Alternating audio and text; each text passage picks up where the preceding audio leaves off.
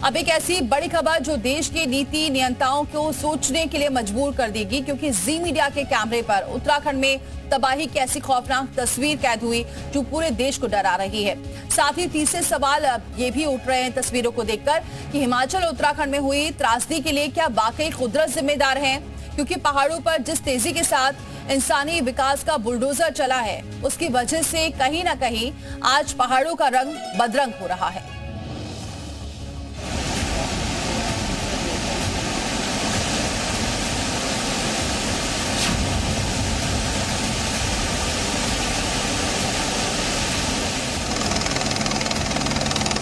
जी media पर आप देख रहे हैं इस तरह से ये बड़ा लैंडस्लाइड जो बहुत देर से लगातार चल रहा था, वो बड़ा पहाड़ नीचे की ओर आ रहा है। इंसान ने कुदरत के साथ छेड़छाड़ कर विकास का रास्ता तैयार किया और कुदरत ने विनाश की तस्वीर दिखाकर सब वापस छीन ली। केदारनाथ धाम से आने वाली मंदाकिनी डरा रही है। जहां पर मैं मौजूद हूं सोनप्रयाग में, आप देखिए मंदाकिनी का बहाव कितना ज्यादा है। क्या इंसानी विकास की दौड़ की वजह से पहाड़ों पर शुरू हुआ विपत्ति का सुहाना मॉनसून उत्तराखंड के लिए बन गया आफत?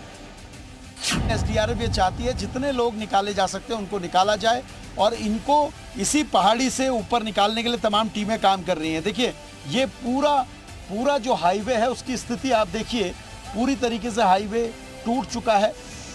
इंसानों ने नदियों के रास्तों पर विकास का पहरा लगाया, तो क्या इसलिए नदियों ने अपना रास्ता खुद तय करने का फैसला कर लिया?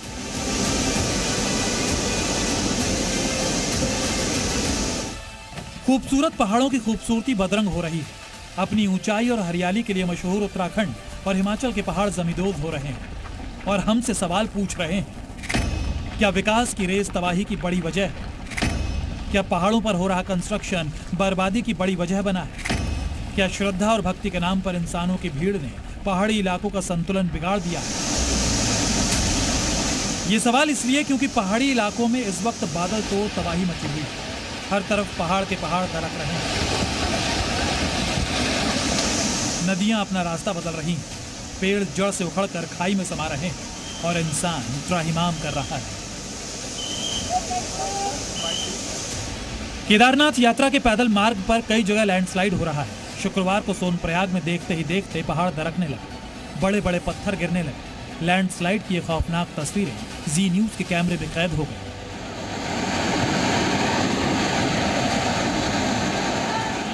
ये जो धूल आपको दिख रही है ये पूरा बड़ा लैंडस्लाइड है जो तस्वीरों में आपको दिख रहा है। और यहाँ सबसे बड़ी दिक्कत है तमाम पेड़, देखिए ऊपर से पेड़ भी नीचे गिर रहे हैं।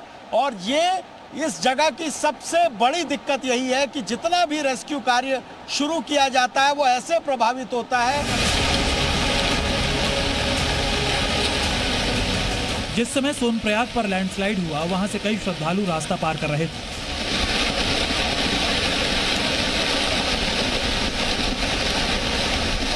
पत्थरों को अपने ऊपर गिरता देख हड़कंप मच गया और जो लोग पहाड़ियों पर फंसे थे वो अपनी जान बचाने के लिए इधर उधर भागने लगे।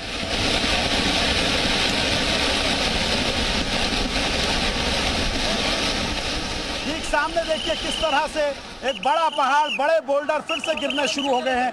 ये बड़ा लैंडस्लाइड एक्टिव हो चुका है इस वक्त जहां पर आप मौजूद हैं। और ये देखिए किस तरह से बड़े चट्टान, बड़े बोल्डर गिर रहे हैं। एनडीआरएफ के जवान यहाँ हैं, एसडीआरएफ के जवान यहाँ हैं। इनकी यही कोशिश है कि जो रास्तों में फंसे हैं कम से कम उनको समय रहते नीचे निकाल लिया जाए। और ये पत्थर लगातार एक्टिव हैं, ये लैंडस्लाइड लगातार एक्टिव है। अभी भी जो तमाम लोग, करीब 500 से ज़्यादा लोग दूसरी ओर फंसे हुए हैं। डिस्टेंस करीब 30 से 40 मीटर की है। उत्तराखंड और हिमाचल के इलाकों से लगातार इस तरह की तस्वीरें सामने आती रहती हैं और हम इस विनाश के पीछे कुदरत को वजह बताकर आगे बढ़ जाते हैं। लेकिन हकीकत ये है कि पहाड़ों को चीरकर बन रही सड़कें, पुल, सुरंग, हाइड्रो पावर प्रोजेक्ट और टूरिज्म इस तबाही की बड़ी वजहों में से एक है। और जिस गति से पहाड़ों पर निर्माण कार्य हो रहा है उससे भूस्खलन की घटनाएं और बढ़ने की आशंका है।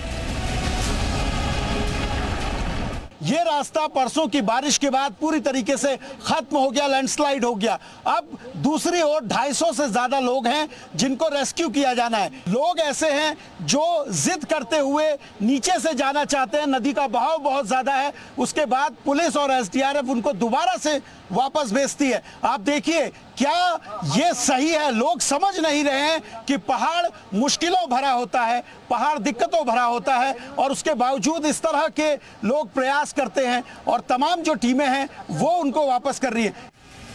अब जब इंसान विकास के लिए हर हद तक जाने को तैयार है, तो प्रकृति ने भी अपनी ताकत का एहसास इंसान को कराना शुरू कर दिया है।